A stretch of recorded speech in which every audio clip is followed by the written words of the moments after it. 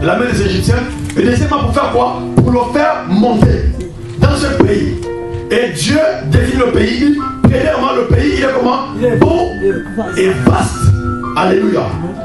Alors, donc, écoutez-moi bien. Le pays ici, c'est l'image de ta vie. C'est la vie. Alléluia. Alors, quand Dieu te délivre de la main des pharaons, la première chose dans laquelle tu introduis, c'est le bonheur. Il dit vraiment d'un pays beau. Premièrement, c'est le bonheur.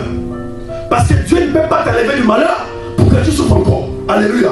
Quand Dieu te prend du malheur, c'est pour t'introduire dans le bonheur.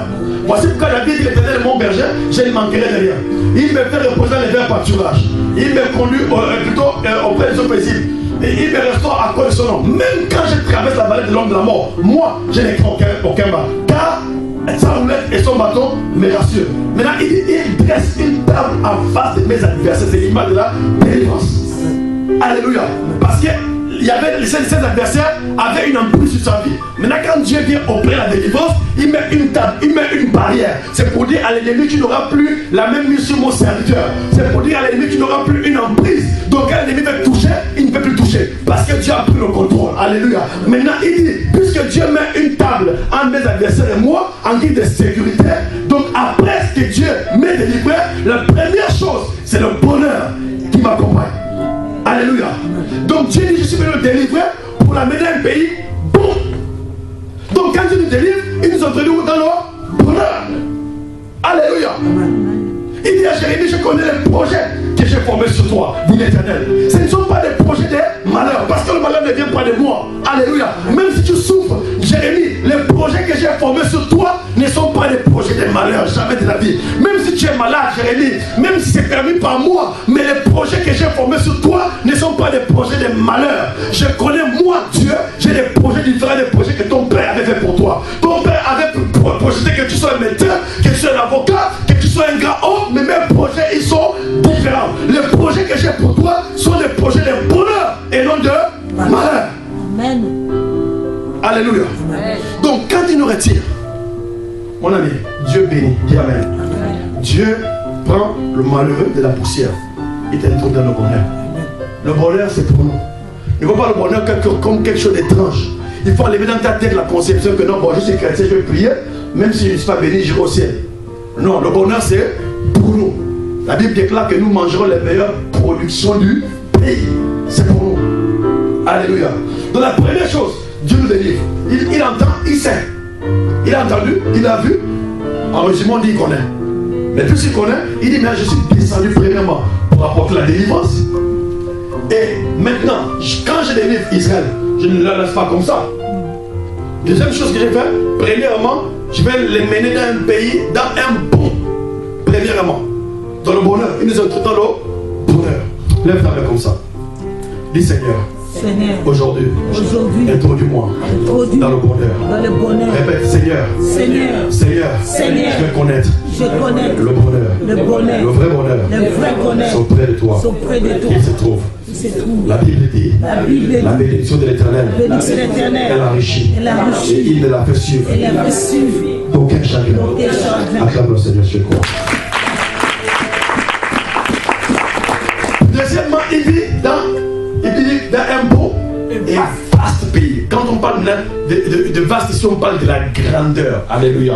Donc quand Dieu nous introduit dans le bonheur, après il nous élève. Alléluia. On a dit, il prend le malheureux de la poussière, l'indigent de la cendre, il l'élève, il le fait asseoir à la table des grands et il donne un trône pour héritage. Alléluia.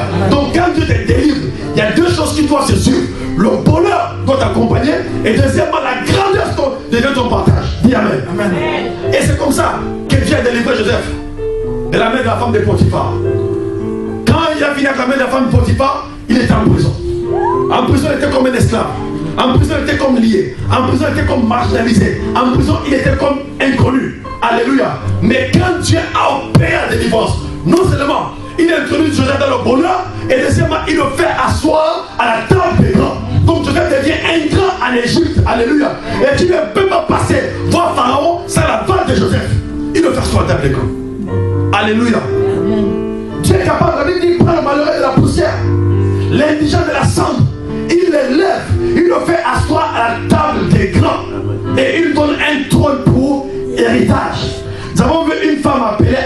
Hadassah c'est Esther. La Bible dit qu'elle était orpheline, donc dans le malheur. Non seulement elle est orpheline, mais elle est dans un pays étranger. Alléluia, elle est déportée. Mais Dieu avait un plan pour elle. Dieu avait les regards sur elle. Dieu écoutait. Parce que vous savez, quand on est orphelin, la Bible dit Dieu est le père des orphelins. Alléluia. Donc même quand Esther pouvait se promener, elle savait qu'elle était seule. Même si elle avait adopté.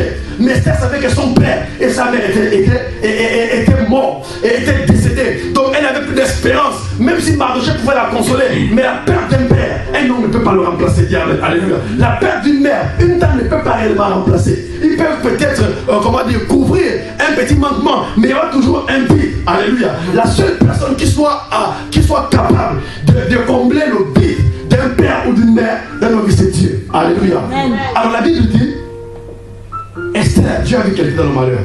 Il a commencé par la délivrance d'abord. Commencez d'abord. Il délivre Esther et il introduit Esther dans le bonheur.